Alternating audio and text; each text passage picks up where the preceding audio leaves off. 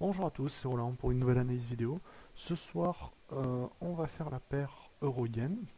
On l'avait fait il n'y a pas si longtemps, mais faut croire que le scénario s'est réalisé relativement vite, relativement bien d'ailleurs, même plutôt très bien, puisque la dernière fois je vous avais donné ici, donc vous voyez la figure que j'ai laissée, enfin que j'ai retracée plutôt.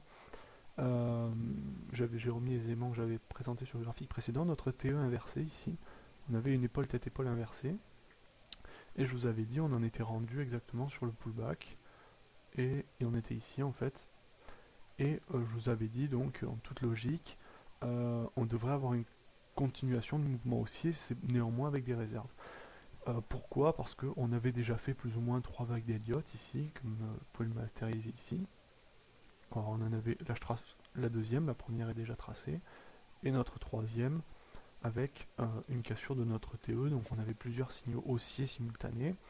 De surcroît, on sait aussi que la Banque du Japon avait voulu une dépréciation du yen en termes d'exportation, c'est mieux pour eux.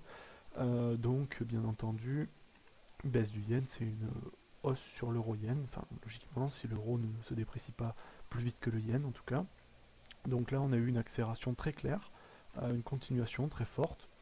On a cassé rapidement d'autres plus hauts. Ici, on a franchi avec bien beaucoup d'efficacité le niveau des 105, 500 à peu près.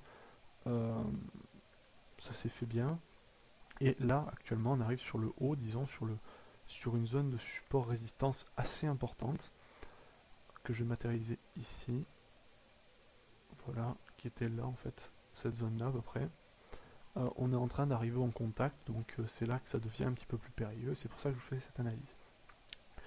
Euh, donc, globalement, il faut savoir une chose, c'est que là, on a remis suffisamment en question la baisse par cette hausse que, pour moi, on n'aura pas de retournement baissier. Je pense pas. Maintenant, on est arrivé à un stade où on est sorti du cycle baissier, ici matérialisé par un canal qu'on pourrait faire à peu près approximativement comme ça. Même approximativement, il est même plutôt pas si mal que ça. Bon, par contre, par le bas, on va pas pouvoir faire grand chose. Enfin, on peut faire un bisou comme ça si on veut.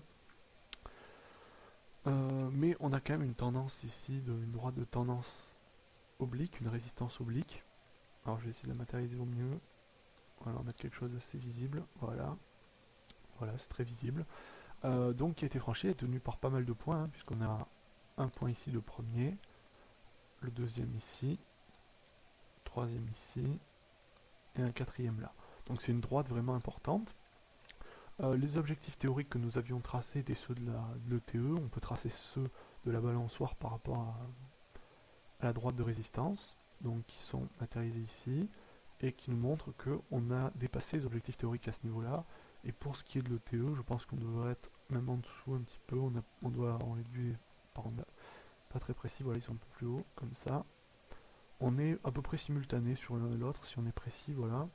Vous voyez hein, les objectifs sont vraiment les mêmes, alors qu'on a des configurations différentes. Donc on avait un objectif théorique qui a été dépassé, ici. Donc, objectif théorique autour des, pardon, approximativement des 107,2 et qui a été clairement cassé hier, en fait, enfin non, en fait aujourd'hui, ici. Et on entre maintenant désormais dans une zone de résistance, à mon avis, potentielle et même relativement forte. Et c'est pour ça que je déconseille, enfin je conseille plutôt si on a pris des positions à l'achat de les couper. Maintenant, je pense que là il faut plus attendre, on risque de faire un plus haut et voilà, après ça serait dommage. Et en tout cas, pas acheter maintenant. Je pense que c'est totalement, je vais pas dire que c'est idiot, mais ce serait vraiment le risque de shorter, de rentrer long sur un top. Donc, dans l'idée, c'est de rien faire. Et maintenant, pour moi, on est passé dans un cycle. On va repasser dans un cycle haussier. Donc, l'idée maintenant, c'est d'attendre un ralentissement, une stabilisation, une consolidation à plat ou une petite correction comme ça et trouver un niveau de support, n'importe lequel, potentiellement du Fibonacci comme on veut, si on veut comme ça, pour aller rentrer long plutôt, excusez-moi, sur les niveaux de support potentiel. Et à partir de là, j'irai un nouveau cycle haussier, une nouvelle reprise de la tendance haussière.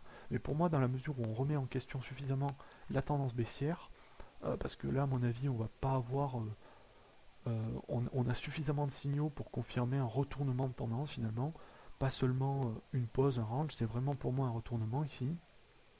Alors je pense que logiquement les cours devraient continuer à repartir à la hausse, mais ils ne peuvent pas monter à cette vitesse pendant trop longtemps encore, donc il va y avoir une pause tôt ou tard, et je pense qu'on est dans la zone ici où on a le plus grande chance de faire des pauses en fait.